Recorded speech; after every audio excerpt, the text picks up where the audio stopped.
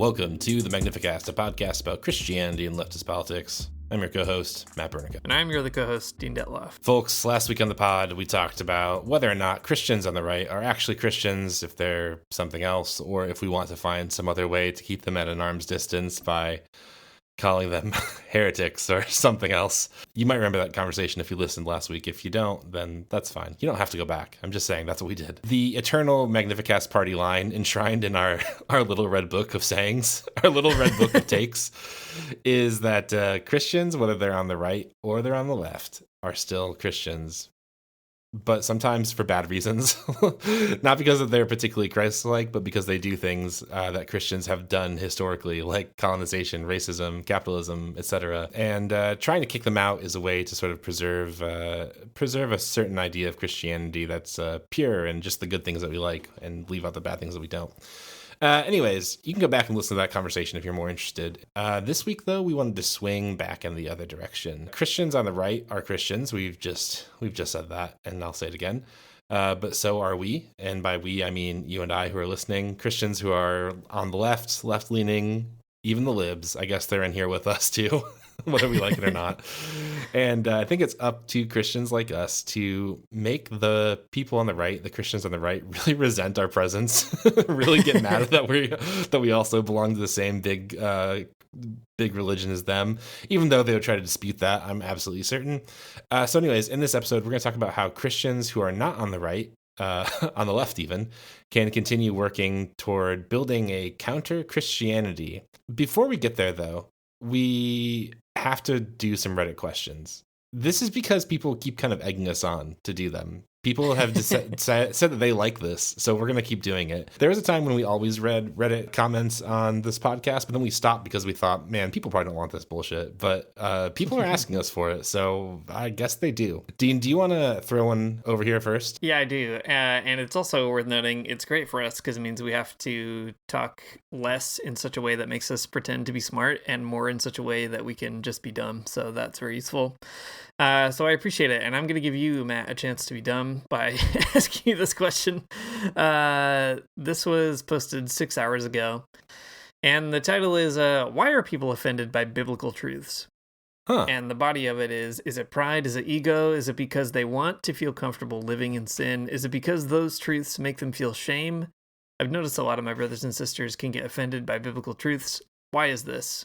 And this person that you can tell is a joy to be around has given you kind of several potential answers already, but I don't want those to get in the way of your own creativity. Why do you think people are offended by biblical truths? Yeah, well, it has, let's see. First of all, let's talk about what biblical truths are and why people might be offended by them. So let's see. We got wage theft. That's a biblical truth. Wage theft sucks. God hates it. That's in James 5.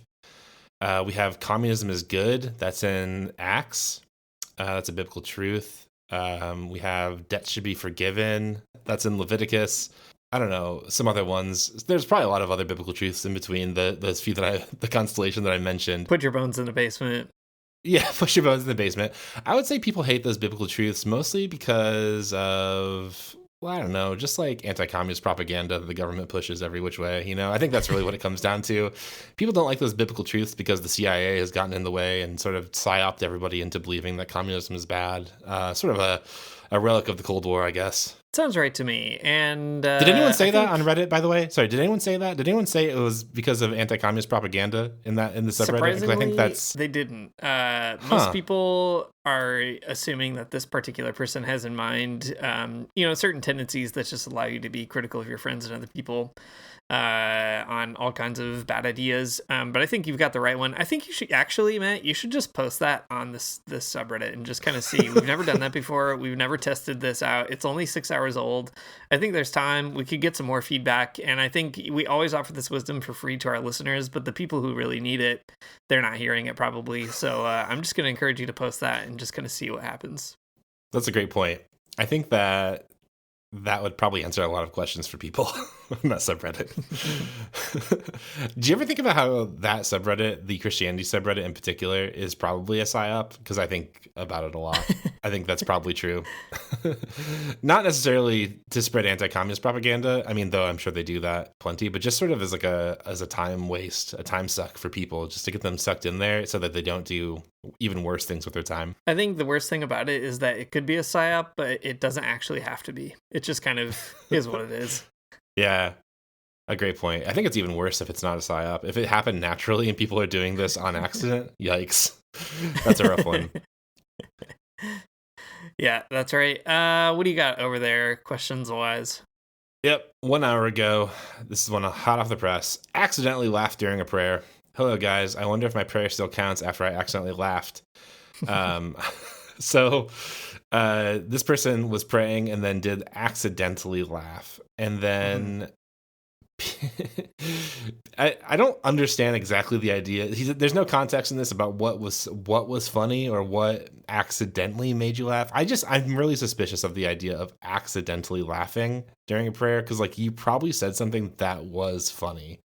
And is that really an accident? No, I don't think so. Anyways, Dean, if you accidentally laugh during a prayer, does it still count?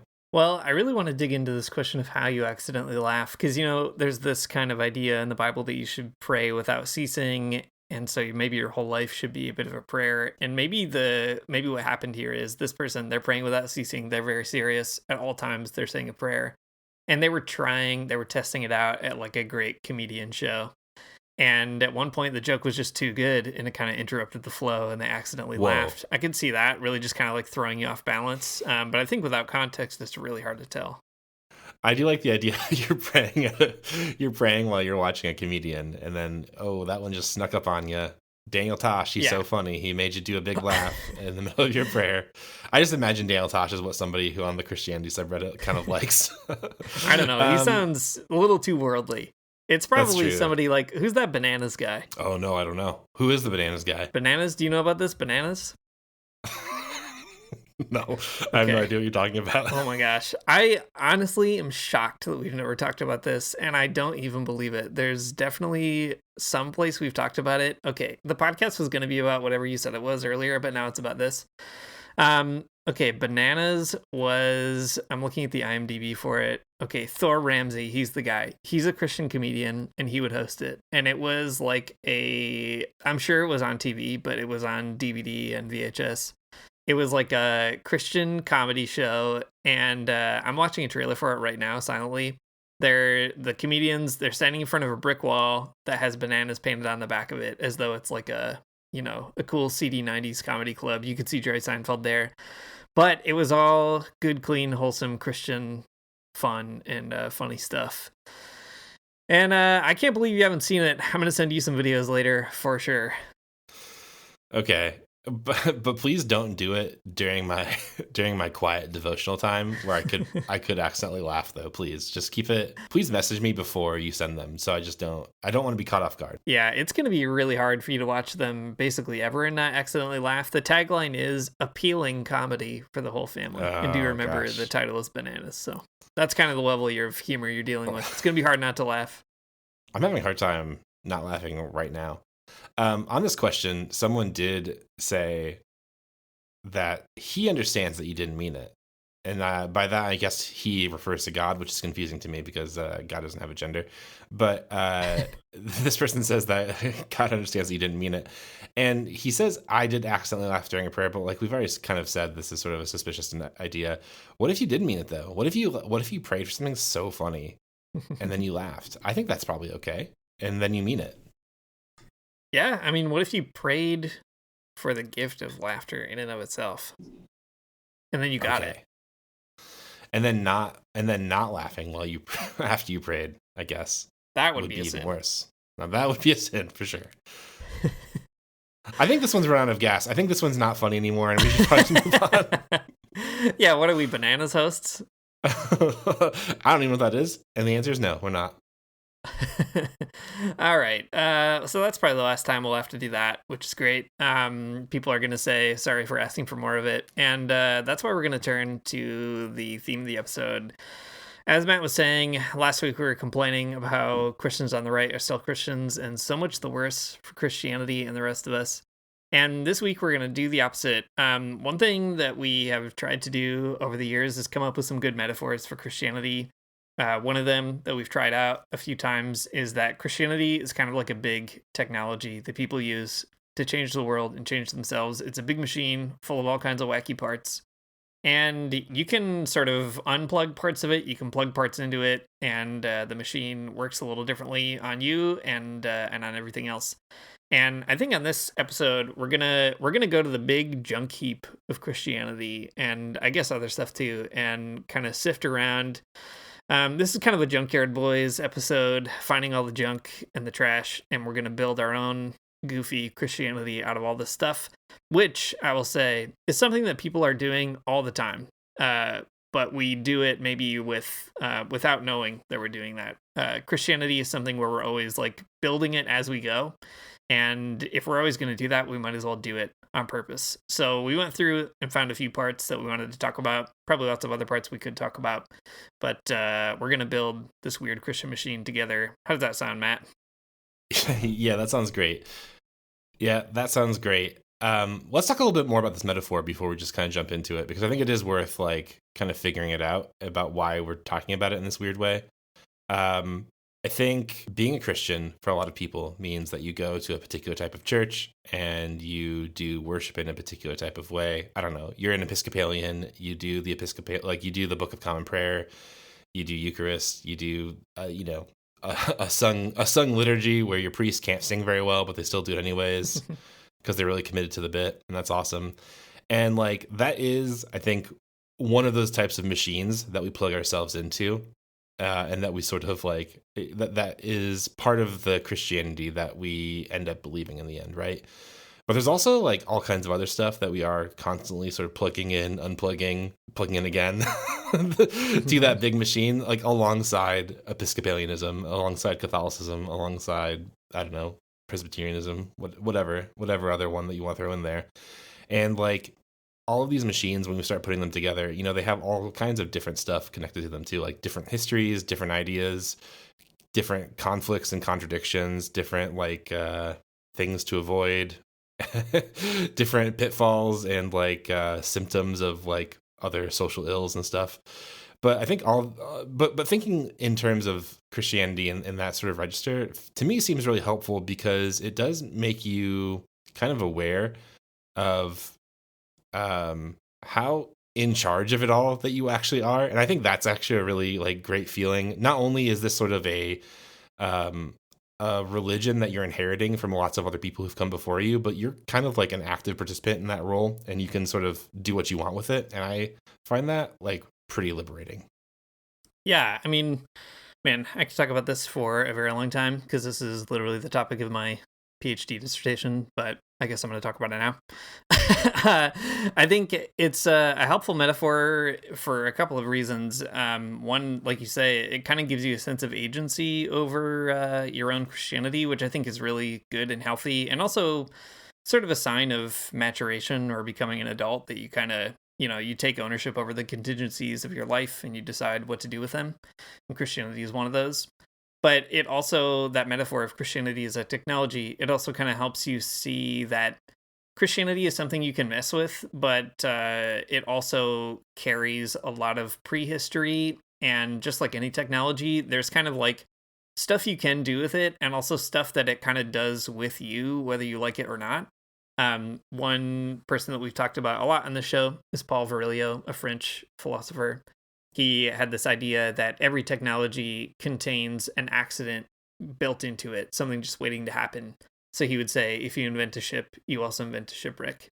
And when we think about Christianity as a technology, it's like, if you invent Christianity, you're also inventing a lot of really specific ways that Christianity can go wrong, or maybe not even go wrong, but kind of lead to disaster, things that we don't like. And also at the same time, it can lead to really unexpected positive outcomes as well. So Christianity is the soil out of which you get both a slaveholder and, John Brown in the United States, or Nat Turner or Sojourner Truth. They're all kind of using Christian technologies in these different ways. So Christianity, it kind of pulls us into it in this complicated way. And it forces different kinds of conditions on us. It gives us different sort of histories that we have to work with. And at the same time, we do have the ability to kind of work on them, play with them, do something different with them. And it's good to kind of recognize, we're always building Christianity all the time. And we're also always doing it, whether we know it or not, kind of in community, in history, etc. And I think that is also at its best what like big denominational traditions do. Like, if you're Catholic, you're like, all right, this tradition has built its big Christian Gundam in a really specific way, and it looks like this, and it functions this way. And if you wanted to like unplug a really big piece of that, then maybe you might find yourself in some other big Christian Gundam. You might find yourself being, I don't know, a Lutheran or something, an Orthodox Christian, some other kind of Christian that's off the charts. So I think it's like kind of complex too to talk about where do the boundaries of Christianity or specific kinds begin and end. But the technology metaphor gives you a way of, just thinking through, like, how do you kind of always mess around with the parts that you've got laying around? Yeah, I think that makes sense. And not to say that, like, tinkering around like that is always productive or positive or, like, socially progressive or something. Sometimes it's wicked, not those things. I mean, that's like the whole thing we were talking about last week with, like, sort of like right-wing Christianity, right? Like, the way that you get there is by plugging in not only just evangelicalism, but lots of other types of thinking that either come from evangelicalism or sort of are adjacent to them with regard to right-wing politics and types of like authoritarian desires and all kinds of other stuff going on in the background. But it can be good, it can be bad. Your Gundam can be a weapon you point at bad things in the world, or a weapon that like contains you and restricts you. Yeah, that's right. The Gundam prison. Man, I'd watch that anime in a second. The Gundam prison? Are you kidding me? It's a prison that walks around and you're inside of it. That's Christianity, baby. That's right. Yeah, that's right. Foucault could never. He really needed us to sort that out for him. So walking around in our big Christian Gundam, we're going to build it together here. And like I said, we're in the junk heap, the scrap heap. We're looking at all these Christian parts and non-Christian parts, and we're going to build the ugliest Christian machine by the end of the episode. I think one thing that I find really fascinating looking through the history of Christianity is that there are so many ways of being a Christian person, for better and for worse. And I think that there's a cautionary tale in that. Sometimes you are building a Christian technology that you think is really liberating, but it turns out to be one more form of, violence. For example, like the classic one I always think of is the invention of the penitentiary, that the Quakers, in trying to reform an extremely awful and very bad penal system in the United States, they invented the penitentiary, a place where you could be penitent. And I mean, is that better than being tarred and feathered? For sure. But is it also extremely bad? And has it led to mass incarceration? Definitely. And I think that's kind of one cautionary tale, that when we're building a Christianity, it can be easy to be like, we're just on the right track because we don't look like Donald Trump or something. But there's lots of things that can go wrong. But on the other hand, I think it's really helpful to be like, there are Christians who have always tried to do something different and have had the courage to not be in step with, slavery in the case of abolitionists, or liberation theology in the case of, Christianity's imperialist desires in the 20th century. So I think it's good just to kind of look through that history and see what kind of permission is there, and also what liabilities are there that we can maybe learn from too. Yeah, definitely. Just as we're having this conversation, I'm reminded of an extremely weird person within the history of Christianity. There's like a weird sort of medieval mystic Christian called Marguerite Porete, which is probably a whole can of worms I'm opening, but I'm going to try to not let the worms out too much. But Porete and like other sort of mystics like her have this way of talking about the soul and what it does, and it's a thing that reflects God, right? Is what the soul is. In case you ever wondered, that's That's it, more or less. But anyways, in some of her writing, and you'd find this kind of thing in other Christian mystics too, there's this practice of like self-hewing where you're trying to like get rid of all of your stuff. Get rid of your stuff, get it out of the way so you can reflect God better or something. And I'm kind of thinking about how this is actually the exact opposite of that. It's sort of building a big carapace around yourself. But not that these ideas are necessarily mutually exclusive or something, because I think that there's maybe something to be said for those kinds of more mystical ideas and how we can draw influence and I don't know, ideas from them. But but there's something that I think that the technology metaphor does for us that like the more mystical ideas don't, or at least they don't initially, is that like, you know, we are people who are like who are for whatever reason drawn to Christianity and can't quite escape the orbit of that, right? We're in the prison Gundam, and we have to find ways to kind of bring that into the world that we do live in and like make it make sense and make it speak to the world that we live in. So I don't think we can really do that though without plugging it into things that are, you know, both within our faith communities, but also things that are outside of our faith communities to kind of help interpret it into the world.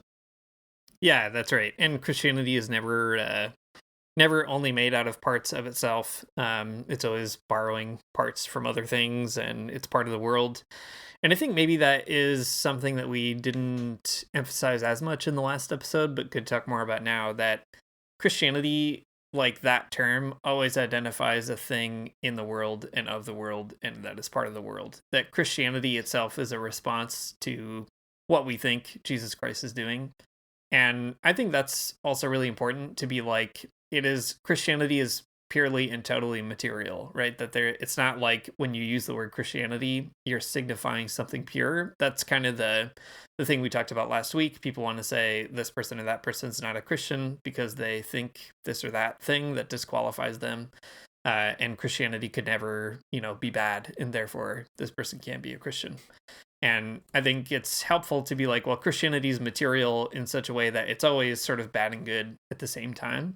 And there's really no way out of that. And building up the big carapace of stuff that we want that to be is sort of, taking that on with purpose to be like, well, we want it to be liberating, so we have to make it that way, instead of, I don't know, trying to like carve off as much as possible till you find like the pure diamond inside or something like that. Yeah, sounds good. I'm just, man, there's some breaking. This is neither here nor there. Sorry, this is a tangent. I'm sorry to detract from the episode because it's going in such a strong and unified direction right now. Yesterday in the podcast Discord, we were chatting about a breaking news story of trouble in the deconstruction community. And I was looking, it doesn't matter what it was. You can look it up yourself later if you want to, but it doesn't matter at this particular moment. But I was just thinking about the whole deconstruction framework, about how like people are always trying to explain exactly what it is they believe and like how they believe it and like how they exit from evangelicalism, but they're not using this metaphor. They're just kind of doing it in a weird sort of ad hoc way. And wouldn't it be great to do to do a deconstruction sort of industry that is about building your spiritual Gundam? I think that would do really great. I feel like we could make a lot of money off of this. I think you're right. Something to think, we'll something to think about. Make some stickers. Your spiritual Gundam. Get in there. That's right. Okay, so as I've been promising this whole time, we did read around in the junkyard. We found a few things that we thought would be interesting to talk through. And I don't know, this is like not an exhaustive list by any means, obviously. It's more of a like, when on this podcast we have talked about Christianity, these are the things that we have found particularly interesting to kind of build something that makes sense to us in particular. And something we don't ever talk about on the show, or even in our own friendship, actually, is that I think it's like pretty remarkable that despite the fact that Matt and I both have different kinds of Christian places of origin with some important overlap in evangelicalism and things like that, but, different childhoods, different traditions and so on, we've kind of like stumbled on basically all the same intuitions about like the world and theology and all the rest of it. And I think that speaks to, the importance of kind of building these things out of the tools that make sense, but also refusing to let them like control the entirety of your being. So anyway, I guess I'm saying that as a cautionary tale to be like, these are all the parts that we think are cool, and whatever. You probably have some cooler ones, and that's great. I think I think what we're going to talk about though is like, it is descriptive, not prescriptive. I mean, some of it is prescriptive, like you should be a Marxist is like prescriptive, but but like I guess when we're talking about like building your big Christian Gundam, it doesn't necessarily mean that you have to be into all the same weird stuff that we were into. just that like you could kind of find other things, and that, but you know, chances are you're probably into some of the weird things that we're into as well. So that's fine too. Yeah. This is we're building the big Magnificast Gundam specifically, and you are welcome to take any of our cool guns and put them on your big Gundam later. What's the Gundam that has the big dragon? The big dragon arm? Man, that's a great Gundam. Everyone knows what I'm talking about when I say that, for sure. Yeah. It's got a big arm that's a dragon. That's the one. That's exactly the one I'm talking about. All right. So here's maybe where we could start. So thinking through again some of these kind of like places where we want to borrow. Obviously, one of the big influences on our show, as we're thinking about a different way to be Christian, are theologies in the Global South, and particularly, but not only, liberation theology. And I think when we kind of figure out, like, what do you do in the Global North when you're really interested in theology in the Global South, putting together the kind of lessons that you can learn and borrow and take away is actually a really complex process. There's a really funny older priest here in Canada who, I remember hearing him talk about liberation theology one time, and he was like, you actually can't be a liberation theologian in the Global North. And I asked him why, and he said, because the primary metaphor for Latin Americans is the Exodus narrative, but in the global capitalist system, you are in the position of the pharaoh, not the position of the slaves, because you live in the Global North, so you can't do it. And he's like being a bit silly, but also I find that very challenging and interesting to kind of figure out, how do you sort of, learn what's being said in the Global South without also kind of like, I guess, not attending to the positionality that you're carrying into it as well, which I don't think is a way of being like, you should just feel guilty whenever you read someone from Latin America, or that you should like have a kind of like overweening concern about, making sure that you're doing it right or whatever. You can sometimes get trapped in left-wing spaces, I think, by like that sense of responsibility and guilt. I think it's more being like, what does it mean to actually read somebody from the Global South when you do live in an economy that is like actively destroying them? And to me, it has always meant really trying to attend to like, what can people see in the Global South that you have a harder time seeing in the Global North? And then also, what does that commit you to kind of dismantling given the position that you have? So when somebody like Gustavo Gutierrez is talking about dependency theory and how the economy is built in such a way that the Global North has this kind of center and it drains all the wealth from the peripheries, as a person in the Global North, it's like, okay, that's really interesting because I am in that center, not in the periphery. And that means I need to find a way to, try to gum up the works of that center or that process of kind of capital accumulation and stealing.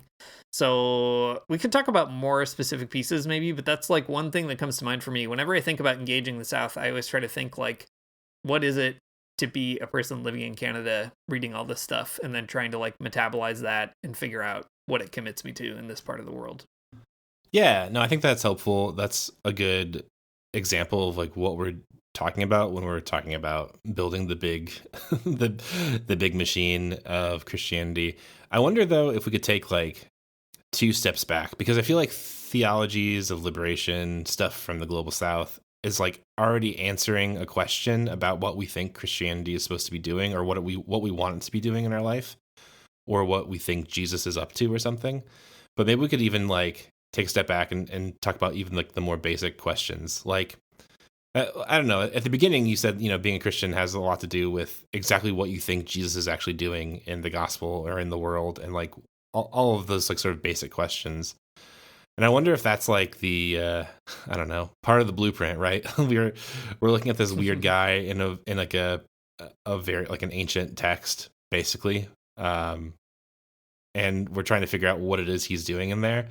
And to me, like what even brings me to the question of like, or even to the desire of wanting to read liberation theology, is that Jesus always seems to be like kind of like a little bit up to no good in the grand scheme of things. Always trying to, like he's flipping tables, he's questioning religious leaders, he's telling you things about the government, but also he's like extremely interested in understanding or like orienting human relationships toward justice. And I think that's kind of a big deal as well. But I think it's like those particular orientations of like just like really naive and basic readings of the gospel, or I think what point me towards things like the like liberation theology or something to begin with. Mm-hmm. Yeah, I think that's true. Though I always have this like dialectical relationship with the text in that way, because I mean, we've talked about this on the show in the past too. There's this funny thing when you're an evangelical and your whole life is patterned around like saying that the Bible is inerrant, 100% true, and you should do whatever it says no matter what. The irony is that the Bible has a lot of ideas that don't end, that, if you took them really seriously, just wouldn't end naturally in being like a Republican who likes Donald Trump, right? Like, I think we can go as far as to say that a kind of, a naive reading of like the way that kings are treated in the Old Testament, for example, you're going to find yourself pretty suspicious of people who are taking on a lot of authority in our own systems. And I think that is fine. So all that to say, I do think that there is a kind of naive reading of the text that can definitely point you in some directions. Like the text isn't infinitely open to whatever interpretation we want, even though Christianity does seem to have an almost like infinite elasticity when it comes to making Christianity do or making the Bible say whatever you need it to say. At the same time, despite that, or because of that kind of naive reading of the text, you're always encountering it through these other filters, like whether they're not only like cultural filters, but those that are put up through your tradition or kind of just different ways of seeing the text. And I think that's where things like liberation theology are really helpful, because they can pull out parts of the text that you wouldn't have seen. So when we read things like the Gospel in Solentiname, all these Nicaraguan peasants who are reading the Bible together, they're able to see something in the Bible that I'm not able to see, or that doesn't come naturally to me, or like they read a parable of Jesus that my whole life I have just automatically thought to be, I don't know, like in this story, the rich person is God, and that's why some people go to hell and some people go to heaven, whatever. Someone in Nicaragua reads it in a very different situation, and they come away with the opposite conclusion, right? This person can never be God because he's rich and very bad, and nobody goes to hell, whatever. It's this kind of like process of dialogue with the text where even your own sort of naive reading can be like challenged or enhanced by like intentionally picking up different parts of Christianity and then coming back to the text and being like, what happens to it when I put my great Gundam visor on in this other way? What does it look like? Yeah, no, that's exactly what I'm saying. But I guess what I mean is that like, before I read liberation theology, when I was still just but a baby, when you reasoned like a child and thought like a child. That's right. I did not have a Gundam. There is still something like in the Bible that still pointed me in that direction, though I didn't even know what liberation theology was. You know what I mean? So it's like, it pointed me in that direction for probably a lot of different reasons, both of just like my own personality and things in Western culture and like what it means to be what it means to be a boy reading the Bible and like wanting to know more than other people and all this kind of stuff. But yeah, I mean, like, but I guess like what I'm saying is like that particular array of things like angled me in such a way where liberation theology was like something that was deeply attractive to my brain, and like, but I had to get there through this like weird circuitous route, which speaks to the junkyard nature of it all. Right. That's right. So, I mean, I guess that's kind of the thing, though, is by taking on all these different parts, you can even maybe discover other ways of articulating those intuitions that feel kind of natural or normal, or challenging, I guess, intuitions that feel natural or normal. Yeah. And there's a sort of advantage to just like amassing more and more of them. We talk about liberation theology a lot. I don't know why. It's just something that we decided we're really invested in. But, there are lots of other theologies in the global south also that are importantly not liberation theology, but kind of get you along the same track, which I think speaks to the plurality of ways that you can kind of build a social justice version of Christianity using different tools. And a long time ago, we should probably do another episode on this, but a long time ago, we would do some episodes on different kinds of theologies that weren't liberation theology. For example, in China, there's the Three Self movement, which is mostly Protestant, but there was a Catholic version of it as well. A kind of theology that was attempting to double down on the autonomy of what it means to be a Chinese Christian, given the kind of revolutionary moment of their time. Or the theology of struggle in the Philippines, for example, or Minjung theology in Korea. And you could go on and on, Dalit theology in India. There are all these kinds of different theological machines that are built out of the experience of being oppressed in particular ways and caring about social justice in particular ways. And also in the global north, right? There's the social gospel of varying degrees of radicality. There's Christian socialism, etc. And I think what I really like about that is that there's more than one way to build a kind of counter Christianity. And, you kind of find the ones, I guess, that get you really going or kind of seem to fit right in your weird big machine. But I think it's always an interesting kind of reminder that, it's not the case that just like on the right, there's this kind of claim that they've discovered the true Christianity, which is like homophobic or whatever. On the left, you sometimes get this reduction of true Christianity to I don't know, voting for Joe Biden or something like that, right? And I think the key is to be like, well, there's actually a ton of different really radical ways to be a Christian on the left, and they can push you even further left. They can kind of expand the scope. So rather than fixating on pitting the good Christianity against the bad one, you can, affirm the plurality of really radical ones and see what sticks. Yeah, I think that's such a cool observation because, we've talked about liberal Christians on this podcast deeply so many times and in such frustrating ways. But it is very funny to be like, yes, picking up and dusting off ideas about the social gospel and Christianity and thinking like this is what Christianity is really all about. Meanwhile, not even too far away in the world, there are Christians in the Philippines who are aligning themselves with Maoists and stuff to do other types of to interpret Christianity into the world in some even more radical ways. But I think that's all interesting. It kind of brings us into so in the big Gundam that we're building of Christianity, we have things like liberation theology or other types of theology of struggle or interpretations of that type of Christianity and that sort of theology. But then we have other types of non-Christian stuff that are going on in the background too, like Marxism or anarchism or, just those two things. That's it. That's it really. Being a reformist, being a revisionist, I don't know, whatever else you want to throw out there, it's fine. But they're also kind of playing in the background and helping you or hindering you in the ways that you're interpreting whatever it means to be a Christian into the world. But other things do it too, not even just sort of ideological frameworks, but interest groups, like being in a union, or being in, I don't know, some other kind of social movement, being a climate activist. All of these things too will kind of make you think and reinterpret your Christianity in light of them.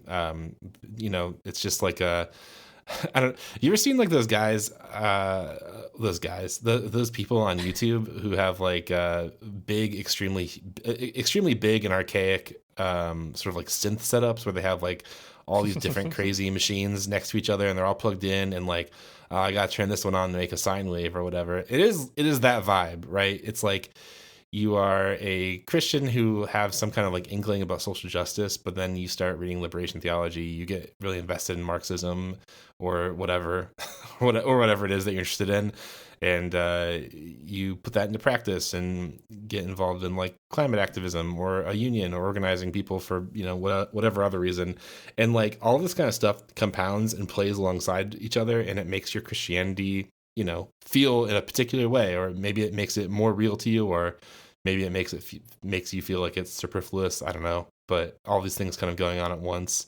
They build the Gundam. They build what Christianity actually looks like when you express it in the world. Yeah, I mean, definitely referring to it as a Gundam makes me feel very cool. But I feel like my Christianity, as you were talking about this other metaphor, these synths on YouTube, it's more it's more like that Wild Piano and that I Think You Should Leave sketch where Fred Willard is just like throwing plates on the floor and pulling parts of it off. Yeah, that's kind of my Christianity. And, I think the reason that metaphor speaks to me actually is that it is like kind of irrational and bizarre. But that's the key to it as well. And like we keep saying, everybody's doing it all the time, right? Like even the most conservative Christian is ultimately trying to figure out the exact like admixture of some weird culture they've decided is very important and Christianity. So whether that's like 1950s US apple pie, whatever, or like, some idealized vision of like ancient Rome, all these kinds of stuff, like we're always sort of trying to figure out the amphibious nature of Christianity that we like the best. And I think the key is to be like, yeah, and I just do like this one. Like, and here's why, instead of the mistake of the kind of conservative is to assume that they've stumbled on the eternal form of Christianity made into history. And the problem is that history kind of is always going to subvert that story, right? That you're always deciding what parts external to Christianity you want to bring into it. And yeah, for, something like liberation theology, there's an intention to bring in something like Marxism, and you see the kinds of mutations that produces in a really interesting way. Yeah, I like that way of thinking about it, where conservatives, I mean, I'm sure liberals do this too.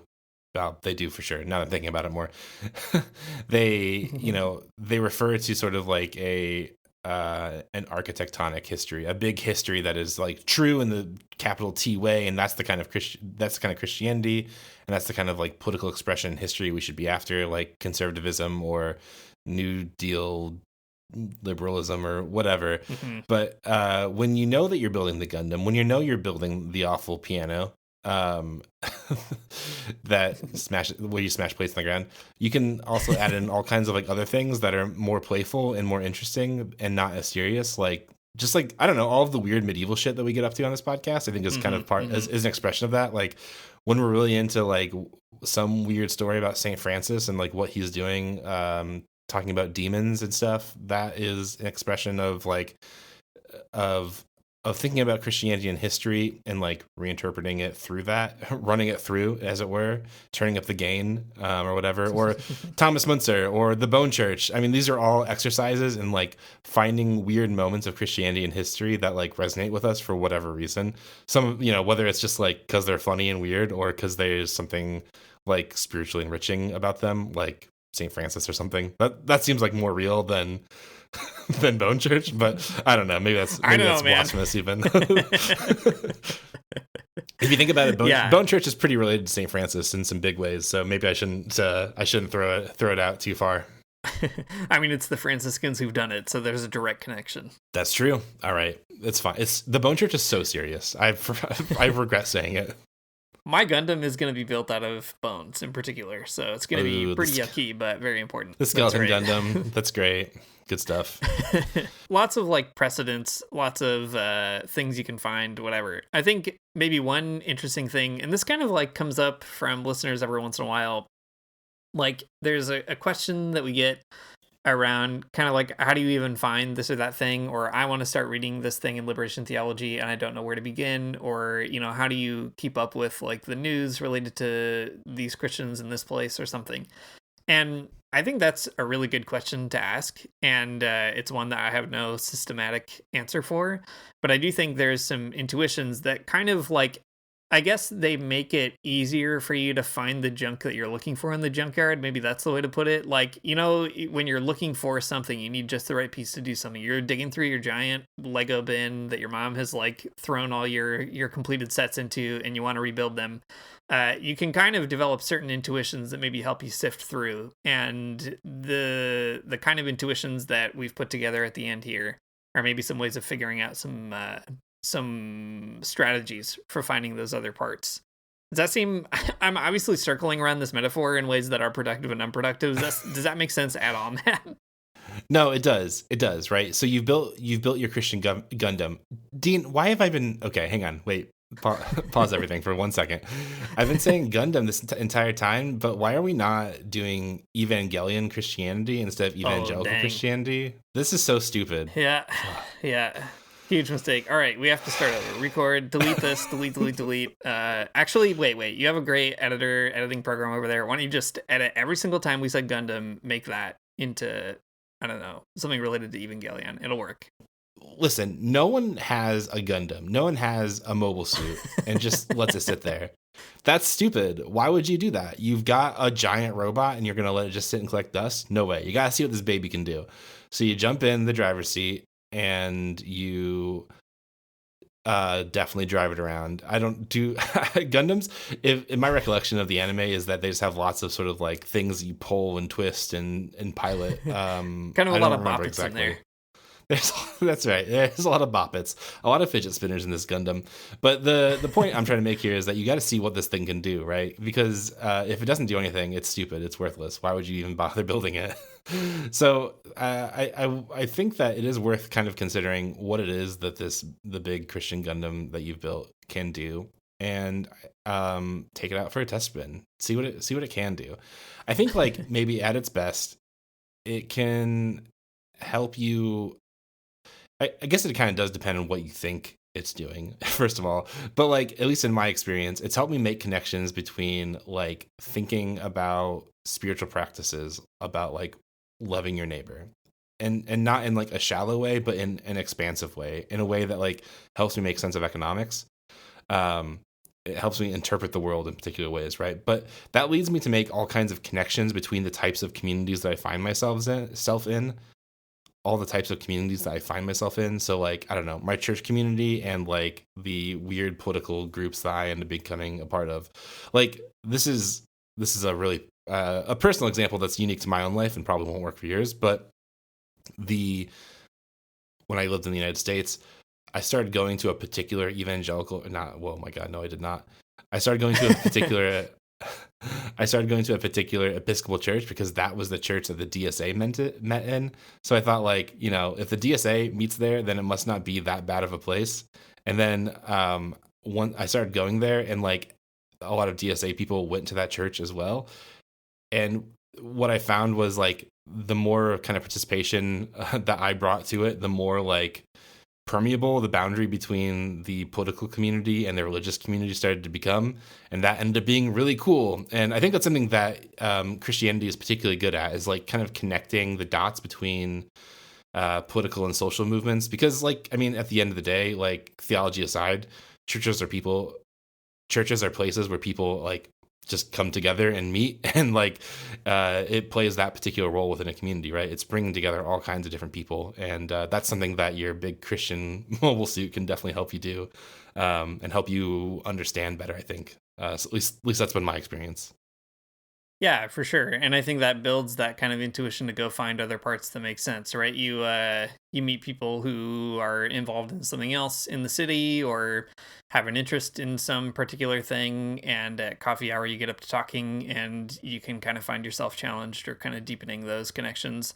I feel the same way with things like, for me, Christianity has, for whatever reason, become synonymous with global solidarity. Like that is how I experience my Christianity, is by connecting with Christians in other parts of the world.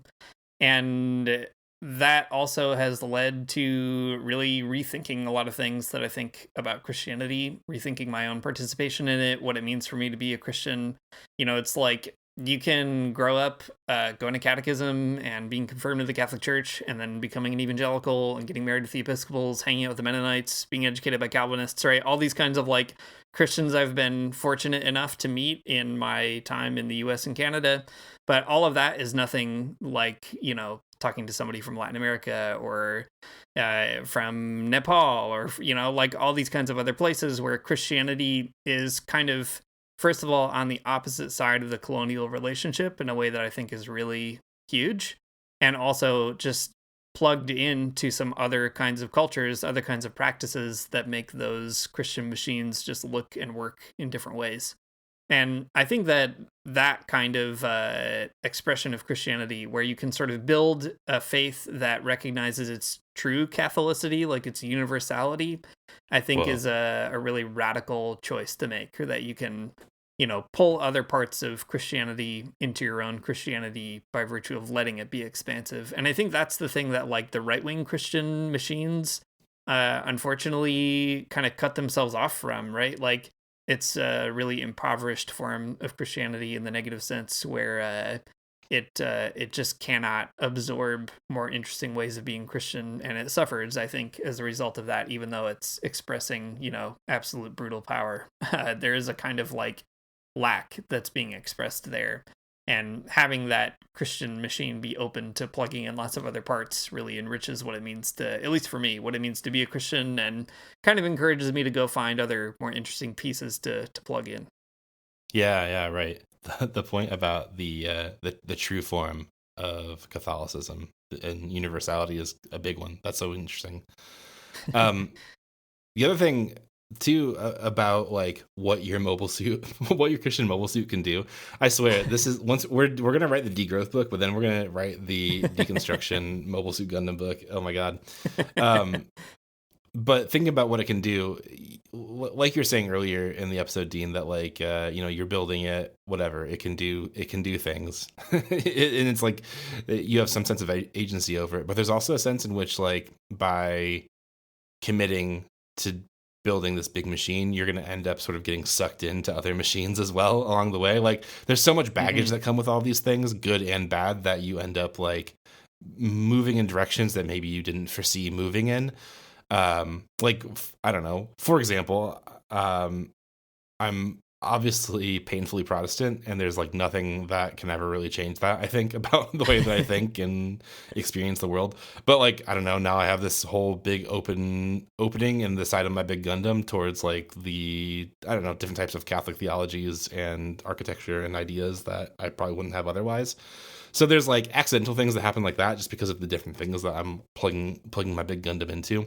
But also like just like being involved in a tradition will do that to you as well. Like all of the weird stuff that comes with being like Episcopalian or Presbyterian or whatever kind of opens you towards different things, different types of spiritual practices, for sure. Like maybe more existential and internal work about the way you think about the world, but also, they'll acclimatize you, maybe. That's a weird word to use, but they'll like adjust you to like different types of thinking or social structures.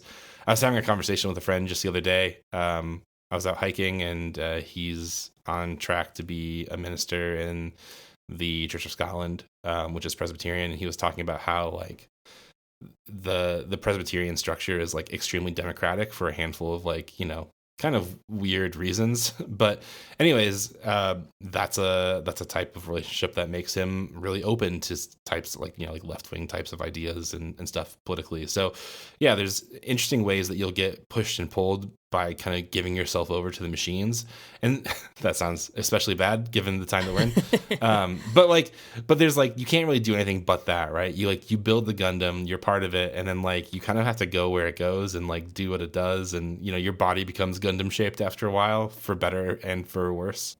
Yeah, I think that's right. It does become Gundam shaped in a very weird way. And I think that's true. Like there's a sort of like horizontality to Christianity spatially, right? It's a global faith. So there's all these global expressions of it, but there's also a verticality to it, or like a temporal side of it, where you're kind of like cast into, various parts of history where Christianity has invented itself in different ways, discovered different things about itself, created itself in particular forms.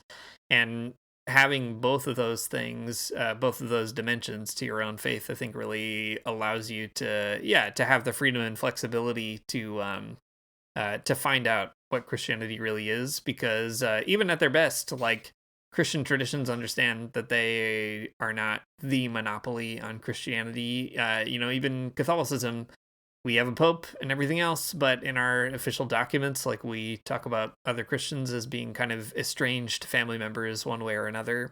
And I think that's the key, is to be like, can we have, recognizing that Christianity is always a historical and incomplete response to Jesus or to God or whatever, can we have this kind of, I guess like epistemological humility, but also creativity in absorbing all those parts that kind of help us realize the kingdom of God as far as we understand it more effectively.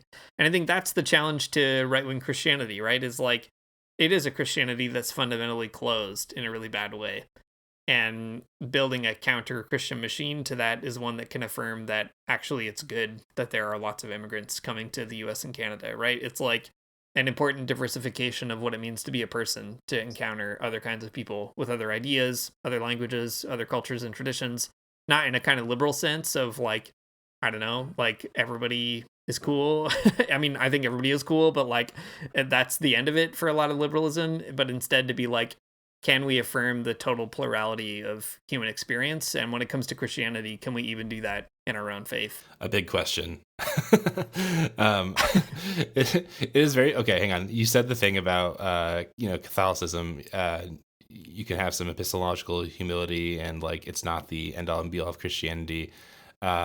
But I was thinking, like, yeah, but like only Catholicism can have a movie about its process of picking a head of the church in ways that like the Anglican Church definitely could not. There could not be a conclave-esque movie about choosing the Archbishop of Canterbury or whatever. I would watch that. Well, I mean, I would watch it too, but it wouldn't be half the movie that Conclave is. It would just be like, oh no, it'd would just be bureaucrats. It'd be church bureaucrats making some decisions, and not a cool and spooky way like in Conclave.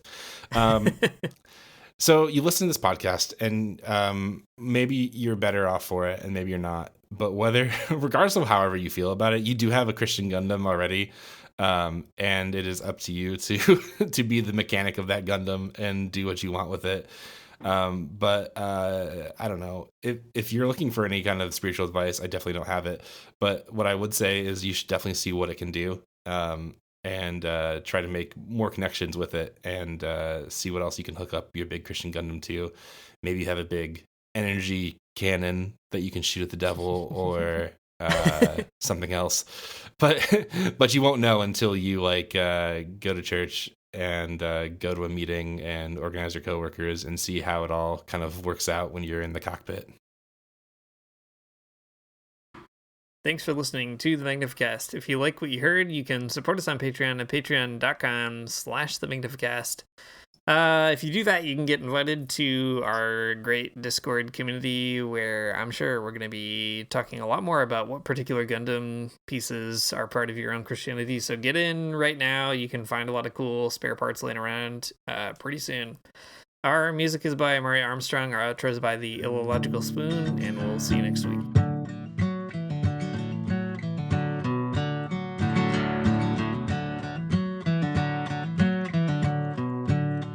I don't wanna get up for church in the morning, souls alive. Heaven come to earth and there won't be no church. We'll meet down by the riverside. There we'll swim with all